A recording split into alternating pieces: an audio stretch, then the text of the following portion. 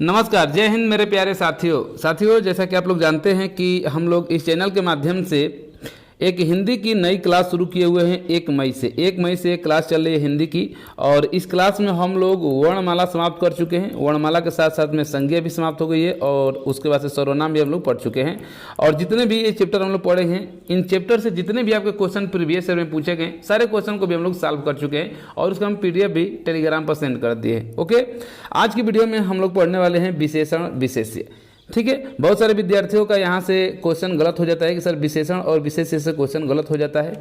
तो आज इस वीडियो को एक बार पूरा देखिए। आज के बाद यकीन मानिए कि आपका कोई भी क्वेश्चन विशेषण और विशेष्य से गलत नहीं होगा। ठीक है, तो आइए हम लोग शुरू करते हैं इस वीडियो को। तो सबसे पहले हम लोग बात करेंगे कि विशेषण होता क्या है, विशेषण कितने प्रकार का होता है। ठीक है, तो देखिए अगर हम विशेषण की बात करें तो विशेषण आपका है ये 4 प्रकार का होता है। अगर पूछा जाता है पेपर में कि विशेषण के कितने प्रकार होते हैं, ठीक है, या कितने भेद होते हैं, जो भी पूछेगा तो आप क्या बताएंगे, 4 प्रकार के होते हैं विशेषण। ओके, पहले हम लोग देख लेते हैं, इसके बाद से एक एक कर हम लोग पढ़ेंगे, उसके बाद हम परिभाषा भी देखेंगे और एग्जाम्पल के थ्रू आपको समझाएंगे बहुत ही सरल भाषा में। ठीक है, आप एकदम समझ जाएंगे। देखिए अगर हम 4 प्रकार की बात करें तो कौन कौन से होते हैं, तो पहला आपका होता है गुणवाचक विशेषण। क्या है, गुणवाचक विशेषण आपका पहला होता है। दूसरा होता है आपका परिमाणवाचक विशेषण। तीसरा होता है संख्यावाचक विशेषण, और चौथा आपका होता है सार्वनामिक विशेषण। यही 4 आपके प्रकार होते हैं विशेषण के, या भेद कर लीजिए। अब इन चारों में जो आपका ये है परिमाणवाचक और संख्यावाचक, ठीक है, ये जो आपका परिमाणवाचक है इसके आपके 2 भेद होते हैं। कौन कौन, निश्चित परिमाणवाचक और अनिश्चित परिमाणवाचक। और सेम इसी तरीके से आपका जो ये संख्यावाचक विशेषण है, इनके 2 भेद होते हैं, निश्चित संख्यावाचक और अनिश्चित संख्यावाचक विशेषण। ओके, तो इनके भी बारे में हम लोग देखेंगे। और लास्ट में आप चलेंगे सार्वनामिक विशेषण, तो यहाँ पर भी आपको 2 देखने को मिलेगा। कौन कौन, मौलिक और यौगिक। तो ये क्या होते हैं, ठीक है, कब इनका प्रयोग किया जाता है, किस तरीके से क्वेश्चन पूछा जाता है, एक एक कर हम लोग पढ़ने वाले हैं। तो आइए सबसे पहले हम लोग शुरू करते हैं कि आपका विशेषण की परिभाषा होता क्या है। सबसे पहले हम लोग देखेंगे कि परिभाषा क्या है विशेषण की। तो देखिए अगर परिभाषा की हम बात करें तो परिभाषा है कि जो शब्द संज्ञा अथवा सर्वनाम की विशेषता प्रकट करते हैं उन्हें ही विशेषण कहते हैं। साफ एकदम स्पष्ट रूप से लिख दिया गया है, और आप लोग शुरू से चीज पढ़ते आ रहे हैं कि जो शब्द संज्ञा और सर्वनाम की विशेषता बताते हैं उन्हीं को हम विशेषण कहते हैं। एकदम सही है। लेकिन अगर हम विशेष्य की बात करें तो उसका परिभाषा क्या हो जाएगा, तब कहेंगे कि जिस व्यक्ति अथवा वस्तु की विशेषता प्रकट की जाती है। यहां पर क्या था, ऊपर, ये दोनों में अंतर समझिए। ऊपर क्या था कि जो शब्द संज्ञा अथवा सर्वनाम की विशेषता बताते हैं, जो शब्द संज्ञा अथवा सर्वनाम की विशेषता बताएंगे वहीं आपके क्या कहलाते हैं, विशेषण कहलाते हैं। लेकिन यदि हम विशेष्य की बात करें, क्या है, विशेष्य की बात करें तो ये होता है कि जिस व्यक्ति अथवा वस्तु की विशेषता बताई जाती है वो खुद क्या होता है, विशेष्य होता है। अभी हम एग्जाम्पल से समझाएंगे। एक आप देखे होंगे विशेष्य तो हो गया, एक प्रविशेषण आता है। क्या है, प्रविशेषण आपसे पूछा जाता है कि प्रविशेषण क्या होता है। तो प्रविशेषण की बात करें तो होता है क्या कि विशेषण की जो विशेषता बता दे। एक तो विशेषण होता है जो संज्ञा सर्वनाम की विशेषता बताता है, लेकिन उस विशेषण की भी कोई अगर विशेषता अगर बता देगा तो उसी को हम क्या कहेंगे, प्रविशेषण कहेंगे। बात समझ में आ गया? नहीं आया आपको, कोई बात नहीं, काट दीजिए कि हमको परिभाषा नहीं समझ में आया, कोई बात नहीं, आप एक एग्जाम्पल से समझ जाएंगे। देखिए एग्जाम्पल क्या है, समझने का प्रयास करें। यहाँ पर देखिए आपके सामने एक उदाहरण है, और उदाहरण क्या है कि राम बहुत सुंदर है। एक एग्जाम्पल आपके सामने रखा गया है कि राम बहुत सुंदर है, एक सेंटेंस लिख दिया गया। तो इसमें अगर हम बात करें कि जो राम है, ये जो राम है ये क्या है, तो आप कहेंगे सर ये संज्ञा है। क्या है ये संज्ञा है। ओके, क्या है, ये संज्ञा है। राम आपका यहाँ पर क्या हो जाएगा, संज्ञा। जो बहुत है, बहुत सुंदर है, तो सुंदर क्या हो जाएगा, राम का गुण है ना। राम के गुण के ही बारे में तो बताया कि राम सुंदर है कि खराब है, ये आपका क्या है, गुण है। यानी कि बताया जा रहा है कि राम बहुत सुंदर है, तो सुंदर क्या हो जाएगा, इसका गुण हो जाएगा। किसका, राम का। राम का गुण क्या है कि सुंदर है। तो वही चीज ऊपर बताया गया कि जो संज्ञा और सर्वनाम की विशेषता बताएगा उसी को क्या कहेंगे, हम विशेषण कहेंगे। तो यहाँ पर संज्ञा तो राम ही है ना, और राम की विशेषता क्या है कि वो सुंदर है, यही है ना। तो इसकी विशेषता बताई जा रही है, तो यहाँ पर सुंदर जो शब्द होगा क्या हो जाएगा, तो आप कहेंगे सर वही आपका विशेषण हो जाएगा। और हमने यहाँ पर पढ़ा है कि विशेषण की विशेषता बताने वाले जो शब्द होते हैं उन्हीं को हम क्या कहते हैं, प्रविशेषण कहते हैं। तो अब बताइए यहाँ पर विशेषण की भी विशेषता, राम कैसा है, राम सुंदर तो है, लेकिन सुंदर में भी कैसा है, तो आप कहेंगे कि बहुत सुंदर है, यानी कि सुंदरता को और क्या कर रहा है, वो बढ़ा दे रहा है ना, उसकी विशेषता वो बता दे रहा है कि राम तो सुंदर है, सही बात है, लेकिन सुंदर में भी कितना सुंदर है, तो कहा जा रहा है कि राम बहुत सुंदर है। तो इसलिए यहाँ पर जो बहुत शब्द है यही आपका क्या हो जाएगा, प्रविशेषण हो जाएगा। बात समझ आ गया। और एक चीज यहां पर बता दें आपको, एक आया था विशेष्य, तो विशेष्य में क्या कहा गया था कि जिस व्यक्ति अथवा वस्तु की विशेषता बताई जाए। तो ये बताइए यहां पर अगर देखा जाए कि राम बहुत सुंदर है, तो यहां पर सुंदर किसके लिए प्रयोग किया जा रहा है, किसको कहा जा रहा है, तो आप कहेंगे कि यहां पर राम के बारे में कहा जा रहा है कि राम बहुत सुंदर है। तो विशेष से क्या होता है कि जिस संज्ञा या जिस व्यक्ति या किसी वस्तु की जब विशेषता बताई जाती है तो वहीं आपकी क्या होती है, आपका विशेष्य कहलाती है। इसीलिए यहाँ पर जो आपका जो विशेषता बताई जा रही है, राम की बताई जा रही है, तो राम जो शब्द है ये क्या हो जाएगा, विशेष्य का भी काम करेगा, और यही राम शब्द जो है ये संज्ञा का भी काम करेगा। तो इस तरीके से आप कह सकते हैं जो संज्ञा है वो यहाँ पर क्या है, विशेष्य है।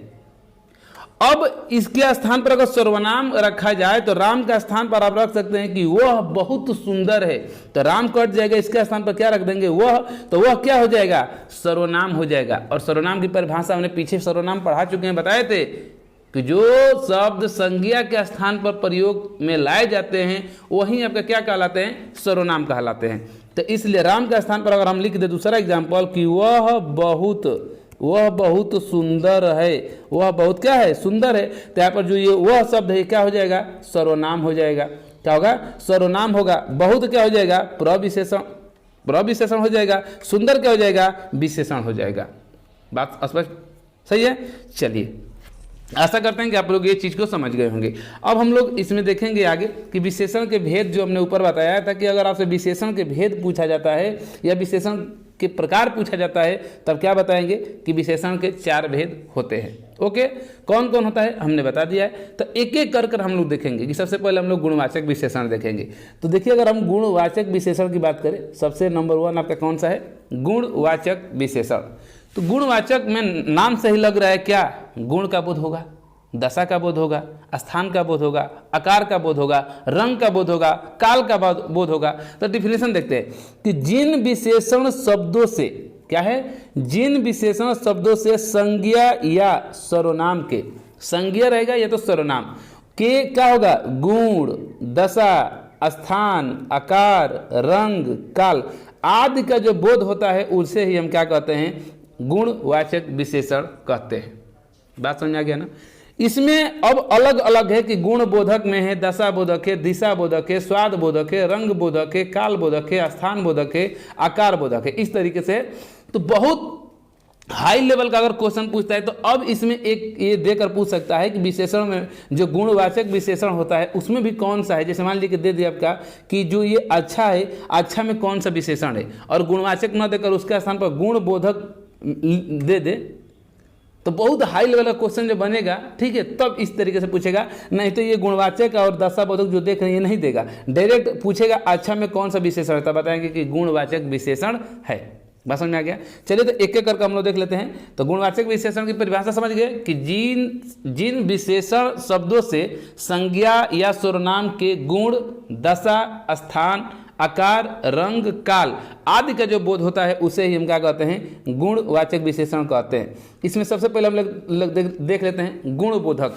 गुण बोधक के अंदर क्या क्या आएगा, तो अच्छा आएगा, बुरा आएगा, कठिन आएगा, सरल, सच्चा, झूठा। ये सब क्या है, गुण ही तो किसी को बताया जाए ना कि वह अच्छा है, वो बहुत बुरा है, वह कठिन परिश्रम करता है, वह सरल स्वभाव का है, वह सच्चा है, वह झूठ बोलता है। ये सब क्या है, उसके गुण ही तो है ना, इसलिए इसको नाम रखा गया गुण बोधक। ओके, आगे देख लेते हैं दशा बोधक में। दशा बोधक में क्या होगा, नया है कि पुराना है, उसका दशा यानी कि उसकी कंडीशन क्या है, पुराना, रोगी, बीमार, दुबला, कमजोर, मोटा, पतला, वृद्ध, युवा, स्वस्थ, सूखा, फटा हुआ।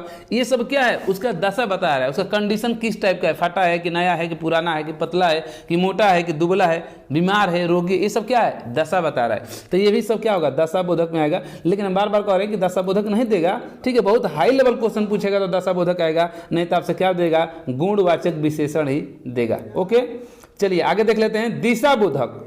दिशा बोधक में क्या क्या आएगा, तो पश्चिम, उत्तरी, दक्षिणी, पूर्वी, यही सब आएगा ना। दिशा बोधक नाम ही से लग रहा है, इसमें कोई दिक्कत नहीं है। स्वाद बोधक देख लेते हैं, तो स्वाद में मीठा है कि खट्टा है कि नमकीन है कि कड़वा है कि मीठा तीखा है, इस टाइप का क्या है स्वाद बोधक, ये है गुणवाचक विशेषण है। ओके। रंग बोधक गुणवाचक विशेषण देख लेते हैं कि जो रंग बोधक में कौन कौन सा आएगा, काला आएगा, कलर बताएगा, गोरा है, नीला है, पीला है, हरा है, ये सब क्या है रंग बोधक में आएगा। ओके। काल बोधक में क्या है, प्राचीन है कि आधुनिक है कि ऐतिहासिक है कि पुराना है, ये सब किस में आएगा, काल बोधक में आएगा। स्थान बोधक में क्या होगा कि भारतीय है कि विदेशी है कि रूसी है कि चीनी है कि ग्रामीण है, ये सब क्या है स्थान बोधक में है। लेकिन ये सब किसका हिस्सा है, सब गुणवाचक विशेषण का ही हिस्सा है। ओके। चलिए आगे देख लेते हैं हम लोग।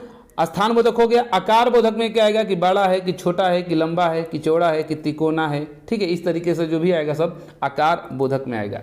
तो ये आपके गुणवाचक विशेषण के अंतर्गत ये सब आता है। ओके। तो ये जो जितना हम बता रहे हैं, ये सब जो जितना हम बता रहे हैं ना, ये सब जितना आप देख रहे हैं ये सब, इसमें से कोई भी एक देकर पूछ लेगा कि विशेषण इसमें से कौन सा विशेषण है, तो गुणवाचक विशेषण के सब एग्जाम्पल हैं। ओके। चलिए आगे हम लोग देख लेते हैं अब इसमें दूसरा। अच्छा, इसी का हम एग्जाम्पल देख लेते हैं। जैसे एग्जाम्पल में आएगा आपसे कि हमारी गाय काली है, और इसमें काली के नीचे अंडरलाइन कर कर पूछेगा निम्नलिखित में से कौन सा विशेषण है, तो सब गुणवाचक विशेषण का क्या है एग्जाम्पल है। रमेश एक बलवान युवक है तो बलवान हो जाएगा। राधा मेघावी है। ओके। हमने नया घर बनवा लिया है। कमलेश सीधा है। पृथ्वी गोल है। रवि एक ईमानदार इंसान है। वह एक चंचल बालक है। मेरे पास काली शर्ट है। विक्रम का कद छोटा है। चाय मीठी है। ये सब क्या है, जितना अंडरलाइन हुआ है रेड कलर में, ये सब क्या है विशेषण है। और विशेषण में क्या है, तो गुणवाचक विशेषण है। यहाँ पे देखिए हम लोग गुणवाचक ही विशेषण पढ़ रहे हैं, ये सब गुणवाचक विशेषण का एग्जाम्पल है। अब दूसरा हम लोग देखने वाले हैं परिमाणवाचक विशेषण। तो परिमाणवाचक विशेषण के पहले हम लोग देखेंगे कि परिभाषा क्या होता है, और उसके अंतर्गत हमने बताया था कि दो आता है, एक निश्चित परिमाणवाचक विशेषण और एक अनिश्चित परिमाणवाचक विशेषण। तो आइए देख लेते हैं।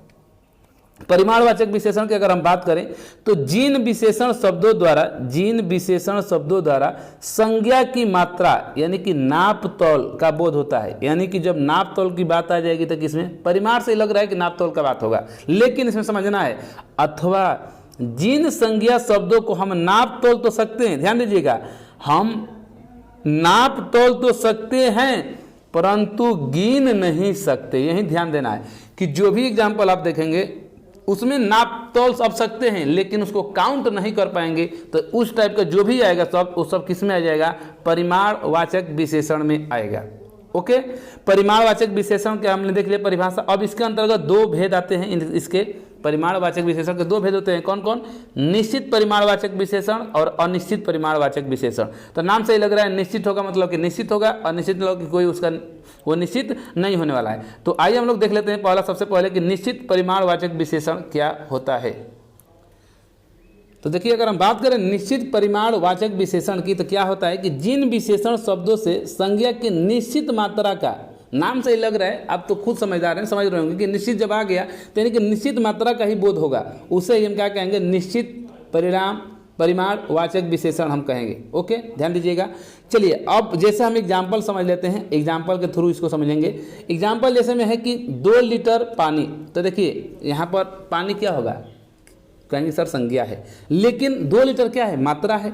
तो ये जो 2 लीटर जो मात्रा है, क्या उसको आप माप तोल सकते हैं कि नहीं, कहेंगे सर बिल्कुल हम पानी को माप तोल सकते हैं कि 2 लीटर है कि आधा लीटर है कि 3 लीटर है कि 100 लीटर है। लेकिन अगर इसको गिनने की बात करें तो क्या आप इसको गिन सकते हैं, तो बोलेंगे सर नहीं, पानी को तो हम गिन नहीं सकते। तो जब भी इस टाइप का आएगा तो सब किस में चला जाएगा, तो आप कहेंगे कि सब परिमाणवाचक विशेषण के अंतर्गत आता है। और परिमाण में अगर पूछेगा तो निश्चित परिमाणवाचक विशेषण होगा। क्यों निश्चित होगा, क्योंकि यहाँ पर फिक्स है कि हम उसको क्या करेंगे, माप तोल सकते हैं।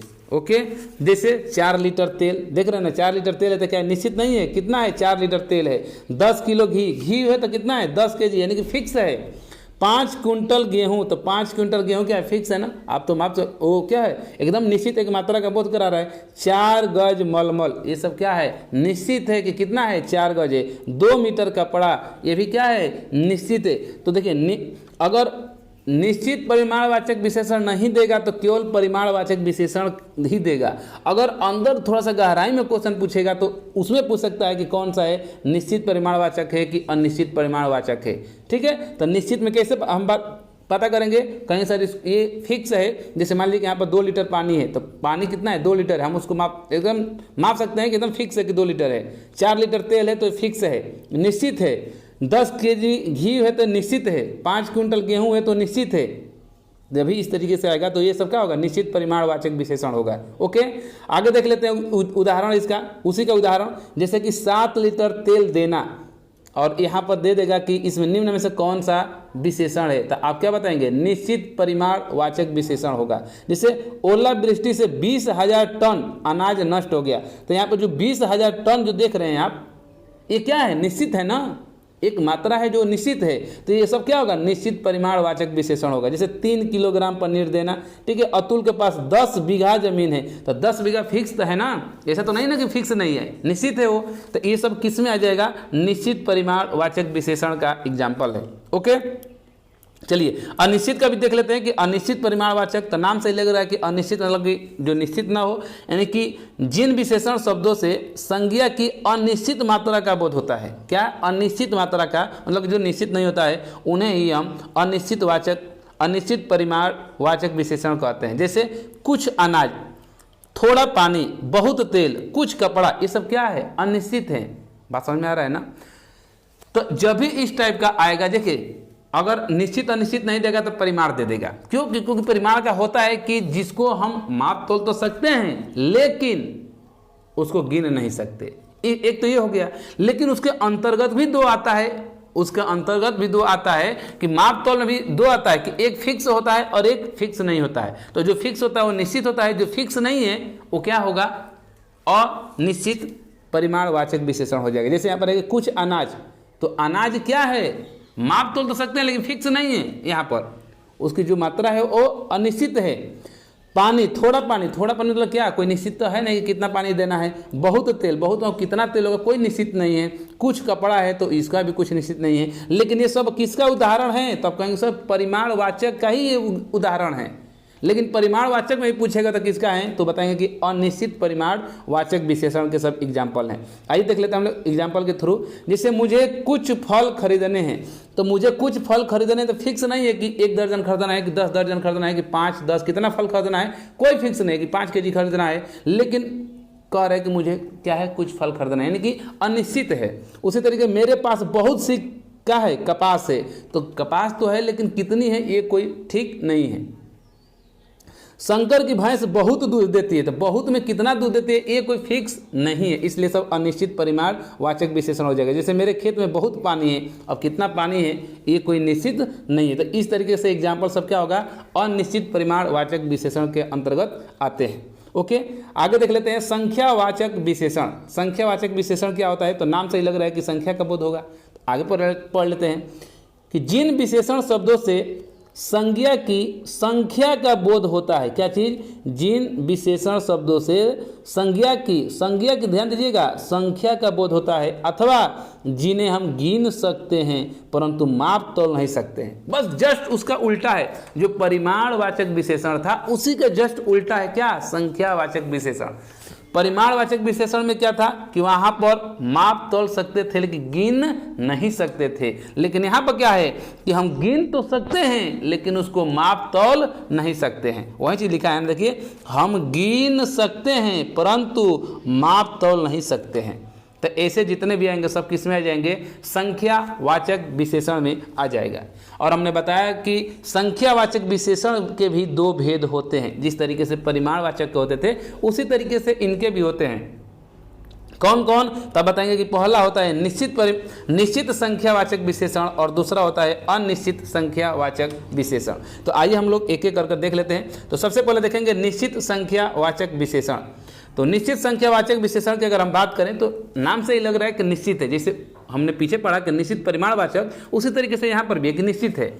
देख लेते हैं कि जिन विशेषण शब्दों से संज्ञा की निश्चित संख्या का बोध होगा, निश्चित संख्या का क्या होगा, बोध होगा, यानी फिक्स होगा, उन्हें हम क्या कहेंगे, निश्चित संख्यावाचक विशेषण कहते हैं। जैसे देख लेते हैं निश्चित संख्यावाचक विशेषण के भी 6 भेद होते हैं। अब यहाँ पर भी निश्चित संख्यावाचक विशेषण के भी क्या हो गए, 6 भेद हो गए। कौन कौन से देख लेते हैं यहाँ पर, कौन कौन से हैं। पहला है आपका पूर्णांक, दूसरा है आपका अपूर्णांक, तीसरा आपका क्रमवाचक, फिर आवृतवाचक, ठीक है, आवृत्तिवाचक, उसके बाद समूहवाचक जिसको समुदाय भी कहते हैं, और छठवा है आपका प्रत्येक बोधक। तो इसमें जो पूर्णांक और जो अपूर्णांक होते हैं इनको हम गणनावाचक भी कहते हैं।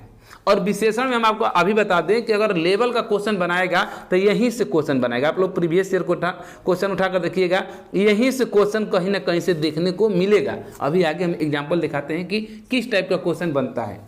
तो आइए हम लोग देख लेते हैं। यहाँ पर सबसे पहले हम लोग देख लेते हैं एक एक करके जो आपके 6 भेद होते हैं उसमें हम एक एक करके देख लेते हैं। पहला तो है कि पूर्णांक बोधक। तो पूर्णांक बोधक के अंतर्गत किस टाइप का आएगा, तो कैसे आएगा, पूर्णांक से नाम से 1, 10, 100, 1000, लाख, 4, 5, ये सब क्या है, पूर्णांक है ना, तो इसलिए इनको पूर्णांक बोधक कहते हैं। जैसे घर में 4 आदमी हैं, घर में क्या है, 4 आदमी हैं, तो क्या है ये 4 जो है आपके यहाँ पूर्णांक बोधक है। अगर पूर्णांक बोधक दे रहा है तो यानी कि लेवल बहुत हाई बनाया है, लेकिन आपको इस तरीके से बहुत कम देखने को मिलेगा। बहुत हाई लेवल का क्वेश्चन बनाएगा, ठीक है, तब जाकर पूछेगा कि आपका विशेषण में भी कौन सा है और उसके भी अंदर कौन सा है, तब जाकर। नहीं तो नॉर्मल पूछ देगा कि घर में 4 आदमी हैं, निम्नलिखित में कौन सा विशेषण है, और आपसे दे देगा कि परिमाणवाचक है, ठीक है, संख्यावाचक विशेषण है, इस तरीके से दे देगा।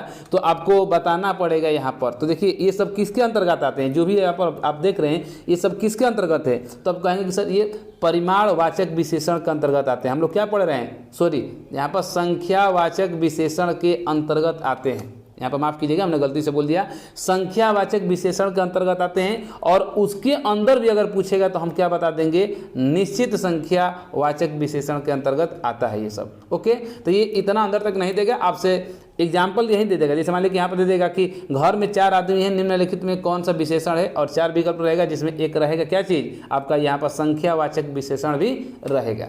बात समझ आ गया। चलिए और देख लेते हैं, पूर्णांक हो गया।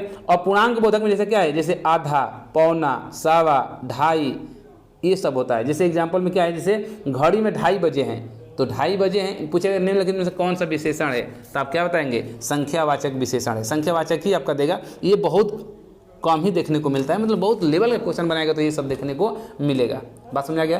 क्रमवाचक में आ जाएगा जैसे दूसरा, चौथा, नहीं आदमी कहते क्रम से बैठ जाओ, यानी कि पहला, दूसरा, चौथा, 11वां, 50वां, 21वां, ये सब होता है। जैसे क्या है, मेरे कक्षा में पहला स्थान आया है, नहीं बोलते हैं मेरा कक्षा में क्या है, पहला स्थान आया है, यानी कि क्रम से, यानी क्रम, इसलिए उसका नाम रखा गया क्रमवाचक।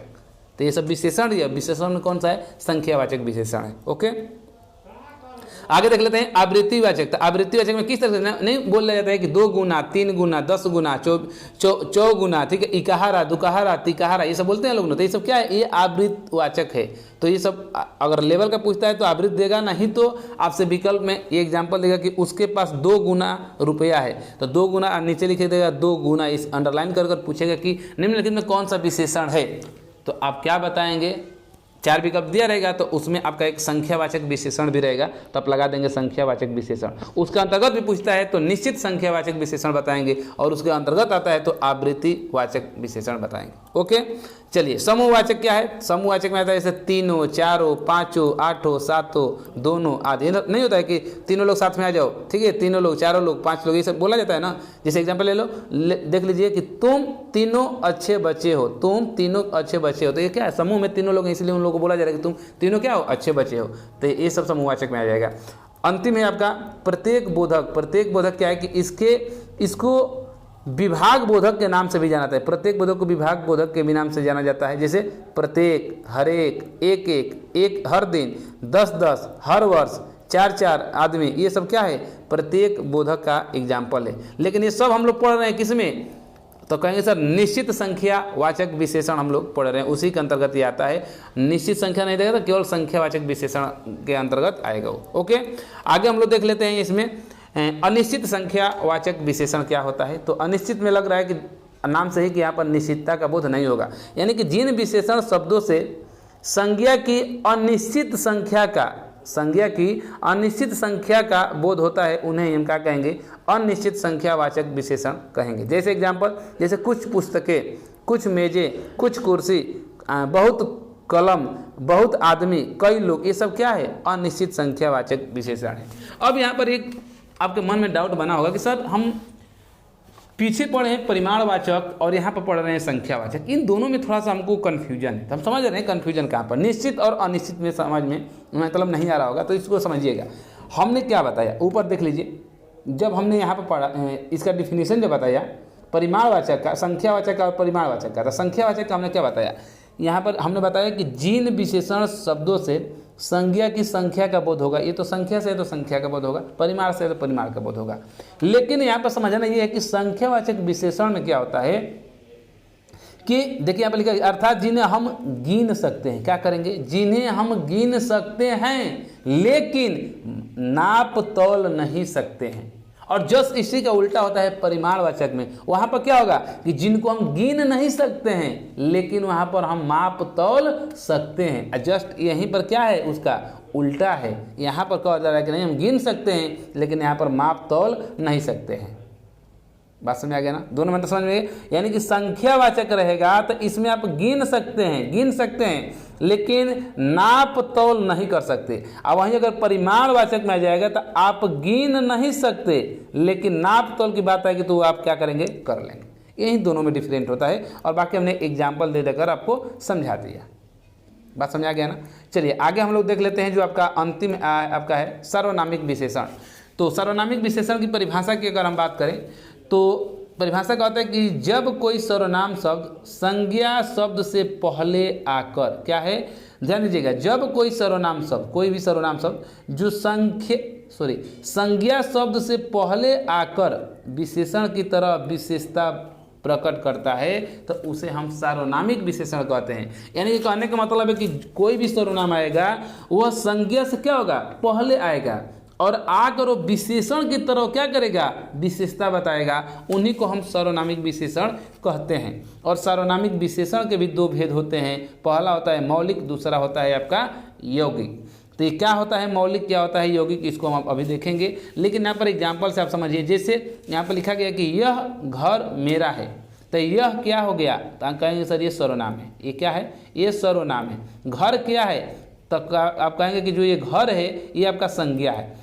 तो परिभाषा यही कहता है कि जब कोई सर्वनाम शब्द, देखिए यहाँ पर सर्वनाम में, जब कोई सर्वनाम शब्द संज्ञा से पहले आकर विशेषण की तरह विशेषता बताए। ये बताइए जो ये यहाँ पर यह आया है वो सर्वनाम है, घर क्या है आपका संज्ञा है, तो यहाँ पर संज्ञा की तो ही विशेषता बता रहा है ना कि यह घर है वो क्या है, मेरा है। तो यानी कि जो सर्वनाम है वो विशेषण की तरह काम कर रहा है कि नहीं कर रहा है। बोलेंगे सर एकदम सही कह रहे हैं आप, यहाँ पे जो यह है वो सर्वनाम तो है लेकिन वो विशेषण की तरह क्या है, विशेषण की तरह आपकी विशेषता प्रकट कर रहा है, इसीलिए यहाँ पर ये सर्वनामिक विशेषण होगा। दूसरा एग्जाम्पल देखेंगे, कोई लड़का खेल रहा है, कोई लड़का खेल रहा है, तो देखिए लड़का यहाँ पर क्या होगा, संज्ञा होगा, लेकिन उससे पहले क्या आ गया, सर्वनाम आकर वही बात फिर है। ऐसा आदमी नहीं देखा, इस परीक्षार्थी ने नकल की है, यह आदमी चोर है, ये आदमी विश्वासी है। तो ये सब जितना भी देख रहे हैं ये सब सर्वनाम है और इसके बगल वाला क्या है, बाद वाला क्या है, संज्ञा है। तो संज्ञा से पहले जो भी सर्वनाम आ जाएगा वो सब क्या होगा, आपका सर्वनामिक विशेषण होगा और आकर वो विशेषण की तरह क्या करेंगे, विशेषता बताएंगे। एक नोट में यहाँ पर ध्यान दीजिएगा, नोट में यहाँ पर एक चीज़ देख लीजिएगा कि तुलनात्मक विशेषण की 3 अवस्थाएं होती हैं। ये कभी कभी आपसे एग्जाम्पल आपको एग्जाम में देखने को मिल जाता है कि तुलनात्मक विशेषण की 3 अवस्थाएं होती हैं। कौन कौन, मूलावस्था, उत्तरावस्था और एक उत्तमावस्था। पूछेगा क्वेश्चन में कि तुलनात्मक विशेषण की कितनी अवस्थाएं, तो 3 अवस्थाएं। कौन, मूलावस्था, उत्तरावस्था और उत्तमावस्था। देख लेते हैं कि मूलावस्था क्या होता है आपका।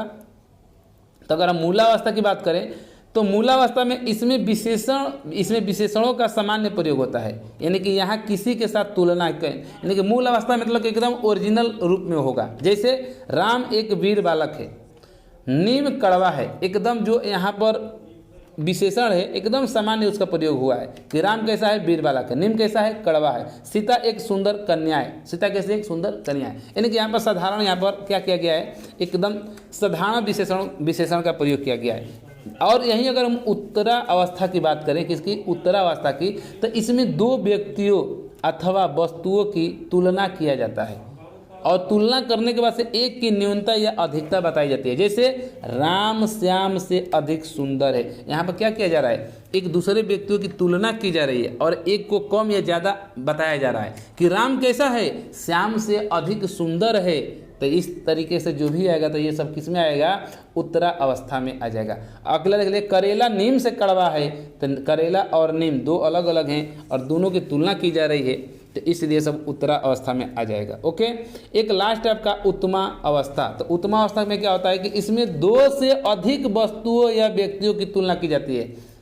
उत्तरा अवस्था में दो था, लेकिन उत्तमा अवस्था में दो से अधिक व्यक्तियों या वस्तुओं की तुलना की जाती है और इसमें एक की दूसरे सब वस्तुओं या व्यक्तियों से न्यूनता या अधिकता बताई जाती है। जैसे राम जो है वो सबसे क्या है, वीर है, तो जो राम है किससे, सबसे, यानी कि वहाँ पर बहुत सारे लोग हैं, दो से अधिक लोग हैं, उनमें कहा जा रहा है कि जो राम है क्या है, सबसे क्या है, वीर है। करेला सबसे कड़वा है, यानी कि यहाँ पर बहुत कई सारी प्रकार की सब्जियां हैं, लेकिन उसमें कहा जा रहा है कि जो करेला है इन सबसे क्या है, कड़वा है। अभिषेक कक्षा में सबसे सुंदर है, तो कक्षा में बहुत सारे लोग हैं, दो से अधिक लोग हैं, इसीलिए कहा जा रहा है कि जो अभिषेक है वो कक्षा में क्या है, सबसे सुंदर है। तो इस तरीके से जो भी आएगा सब क्या होगा, उत्तमा अवस्था में आ जाएगा। यहाँ पर चार्ट आप देख सकते हैं, यहाँ पर कभी कभी पूछ लेता है। तो देखिए ऊंच का क्या होता है, ऊंच आपका मूलावस्था है, इसका जो उत्तरावस्था होगा उच्चतर होगा, उत्तमावस्था उच्चतम हो जाएगा। निम्न का निम्नतर होता है, निम्नतम होगा। सुंदर का सुंदरतर होता है और सुंदरतम हो जाएगा, उत्तमावस्था। निकट का निकटतर होता है, निकटतम हो जाएगा। महान का महानतर होता है, महानतम यहाँ पर हो जाएगा उत्तमावस्था में। लघु का लघुतर होता है उत्तरा में और उत्तमा में जाएंगे तो लघुतम हो जाएगा। इस तरीके से आप यहाँ पर देख सकते हैं। अधिक के अधिकतर होगा और यहाँ पर अधिकतम हो जाएगा। इस तरीके से आपका यहाँ पर समाप्त हो गया है विशेषण, ठीक है। और थोड़ी सी वीडियो तो लंबी हो गई, लेकिन एक ही वीडियो में आपका समाप्त हो गया। आशा करते हैं कि आप समझ भी गए होंगे बेहतरीन तरीके से। अगर अभी भी समझ में नहीं आए हैं, जहाँ पर आपको कन्फ्यूजन की स्थिति है, जहाँ पर आप नहीं समझ पाए हैं, तो कमेंट करके पूछ सकते हैं। या तो टेलीग्राम पर हम टेलीग्राम का लिंक दिए हैं और टेलीग्राम ओपन है, आप चाहें तो वहाँ से हमसे बात भी कर सकते हैं और आप चाहें तो वहाँ से क्वेश्चन पूछ भी सकते हैं। ओके, ये सब फ्री रखा गया आप सबके लिए। तो ठीक है फ्रेंड्स, आज के लिए बस वीडियो यहीं रखते हैं। कल की वीडियो में हम लोग देखेंगे विशेषण से ही जितने भी आपके प्रीवियस ईयर में क्वेश्चन पूछे गए हैं वो सारे क्वेश्चन को मैं लेकर आऊँगा कल। तो इसलिए आप लोग विशेषण को एक बार अच्छे से देख लीजिएगा, पढ़ लीजिएगा, यहाँ से भी पढ़ लीजिएगा, आपके पास बुक होगा एक बार वहाँ से भी रिविजन कर लीजिएगा, ताकि हम कल जो लेकर आएंगे क्वेश्चन तो वहाँ पर आप लोग उसका सही आंसर बता सकेंगे। ओके, तो ठीक है, आज के लिए बस यहीं तक। वीडियो आपको कैसी लगी है कमेंट बॉक्स में जरूर कमेंट कीजिए। वीडियो अच्छी लगी है तो लाइक करना ना भूलें। चैनल पर पहली बार आए हैं तो चैनल को सब्सक्राइब जरूर कर लें। ओके, धन्यवाद।